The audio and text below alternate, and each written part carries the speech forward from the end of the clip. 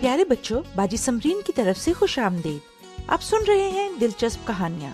آئیں آج کی کہانی سنیں اور لطف اندوز ہوں۔ 10 کوڑی، لوکا 17 باب 1 سے 9۔ شکر گزاری کرنا یاد رکھیں۔ شاگرد یسوع کے ساتھ بہت دور دور تک چلا کرتے تھے۔ جب آپ بائبل کو پڑھتے ہیں، آپ بھی ان کے ساتھ پورے اسرائیل کو گھوم کر دیکھ سکتے ہیں۔ شاگردوں نے بہت برکت حاصل کی تھی۔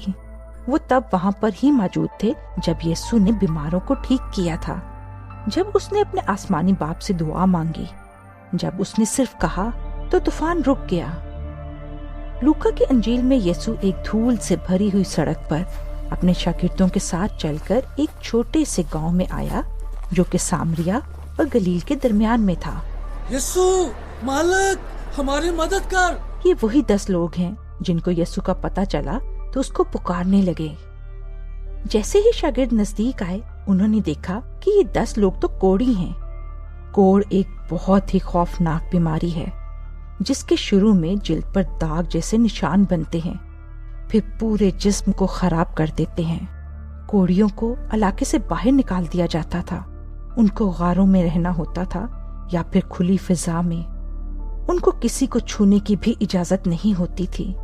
ہر کوئی ان سے دور رہتا تھا، لیکن یسوع ایسا نہیں کرتا تھا۔ یسوع ہماری مدد کیجئے۔ کاہن کے پاس جاؤ، اس کو اپنا آپ دکھاؤ۔ یسوع نے یہ کہہ کر ان لوگوں کو ایک ایسے آدمی کے پاس بھیجا جو کہ گرجا گھر میں عبادت کرواتا تھا اور وہ طبیب بھی تھا۔ کاہن ہی صرف ایک ایسا آدمی تھا جو کہ یہ بتا سکتا تھا کہ یہ 10 لوگ ٹھیک ہو چکے ہیں۔ وہ 10 لوگ جلدی سے گئے اور جب وہ جا رہے تھے تو ان کو احساس ہوا، ہم ٹھیک ہو گئے ہیں، ہماری جلد پھر سے ٹھیک لگنے لگی ہے۔ ایک آدمی واپس مڑا اور بھاگ کر خداوند یسوع کے پاس گیا۔ وہ جب یسوع کے پاس پہنچا تو اسے سجدہ کیا۔ مالک تیرا شکر ہو مجھے پھر سے ٹھیک کرنے کے لیے، تیرا بہت بہت شکریہ۔ یسوع نے اس خوشی سے بھرے آدمی سے پوچھا اور مسکرایا، کیا میں نے پورے 10 لوگوں کو ٹھیک نہیں کیا؟ دوسرے 9 لوگ کہاں ہیں؟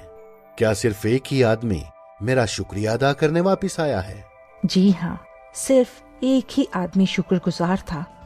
اور آپ آج کس بات کے لیے یسوع کا شکریہ ادا کر سکتے ہیں؟ اچھا بچوں، اب باجی سمرین کو اجازت دیں۔ خدا حافظ۔